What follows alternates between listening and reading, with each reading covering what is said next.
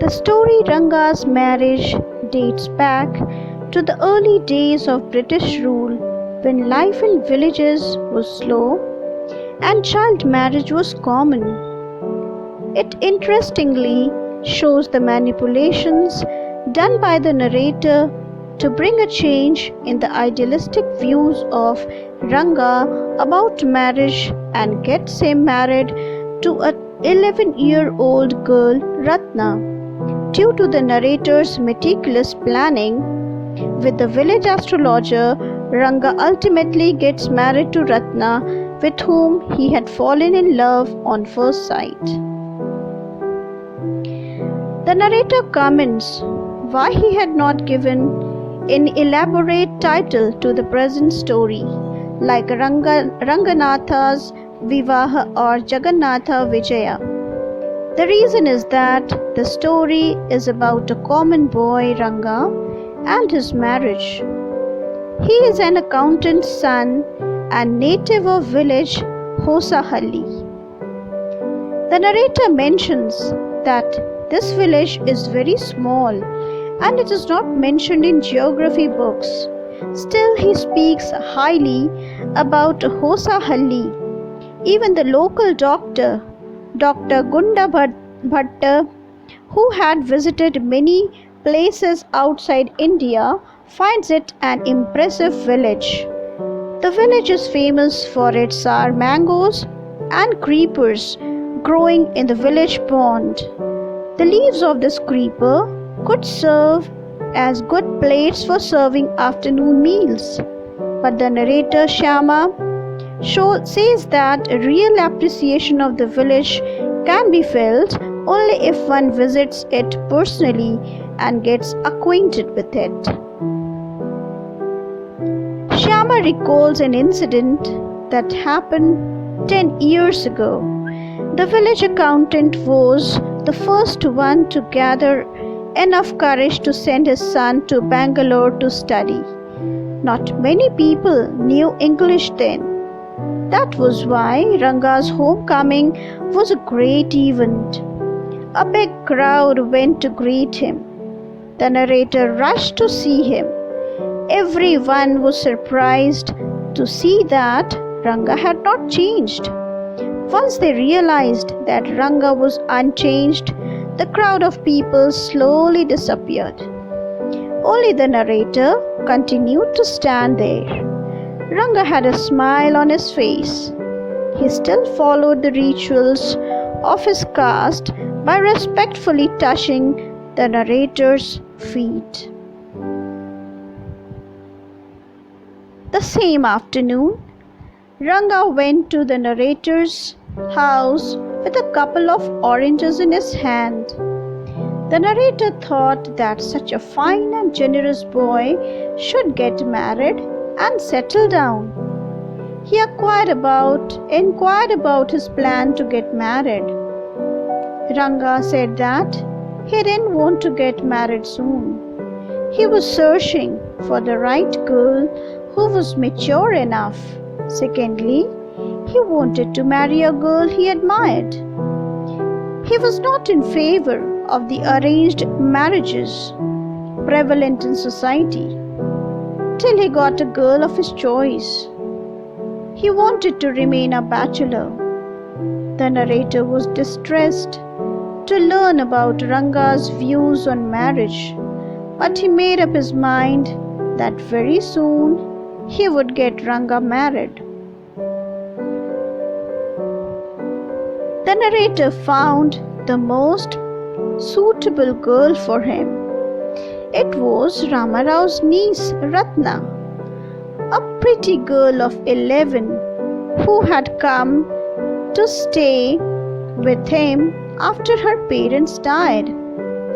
She was from a big town, so she knew how to play the veena and the harmonium. She also had a sweet voice.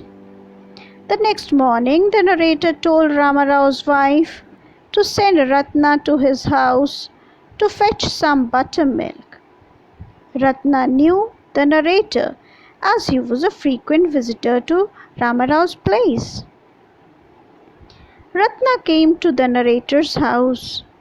When Ratna came, he requested her to sing a song. It was Friday, so she was wearing a sari. Meanwhile, Ranga came to the narrator's house and stopped at the threshold.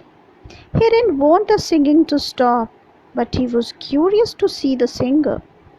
He was enchanted by her and kept glancing at her. After a while, Ranga asked about Ratna.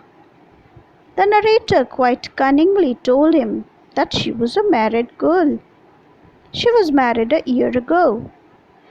Ranga was extremely disappointed to hear this. The narrator noticed signs of disappointment on Ranga's face. Ranga left after some time.